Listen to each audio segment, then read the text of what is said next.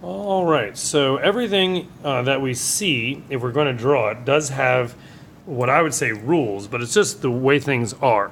And if we can recognize the way things are when we draw three-dimensional shapes, then it'll be a lot easier.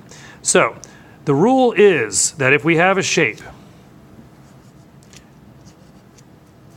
we can only see one side or the other side.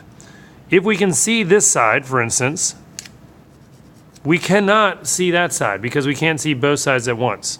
The same thing is true for the top or the bottom. If we can see the top, we cannot see the bottom.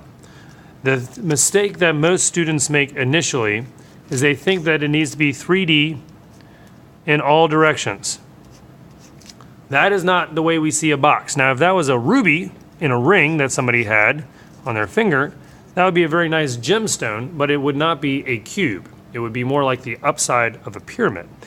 So remember, you can only see the right or the left or in the top or the bottom. So if I draw a circle, I can only see one side of that cylinder. If I draw a letter T, I can only see the top, the bottom, the left, or the right. And in this instance, I can see the bottom and the left. Or if I go like this, now I see the top and the right. But you cannot see both sides at the same time. It just doesn't work that way. You can't see what's on the other side of my finger. But when we draw it, sometimes we try to draw both things at once. So recognize that everything has rules, and the rules of three-dimensional objects are that you can only see the left or the right, you can only see the top or the bottom. And then the one thing I didn't mention is that all the lines have to go parallel. So these lines go the same way. These lines all go the same way. Everything is parallel. Parallel, parallel. This shape, as it rounds here, is parallel because it goes around the same way.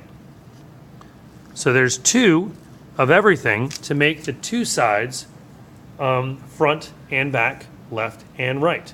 But again, you can't see both the front and the back of this can. You can only see one or the either. So please work with that, and please remember the way things are.